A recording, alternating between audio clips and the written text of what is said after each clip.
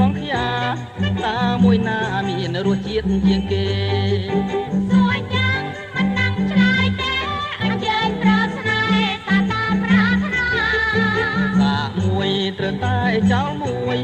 សាកជួយត្រូវចោលសង្ឃាសាកទាំងអស់វាខ្សោះថវិកាធ្វើយ៉ាងណាទើបសមបំណងបង្អែមដូចគ្នាអ្នកលក់មានសម្រស់ដូចគ្នាប្រាក់មានសម្រាប់តែតម្លៃមួយចាននឹងទិញនាងនេះស្ដាយនាងនោះធ្វើមិនទៅអញ្ចឹងចាមួយអូនហ៊ានឡើងទីអំតាម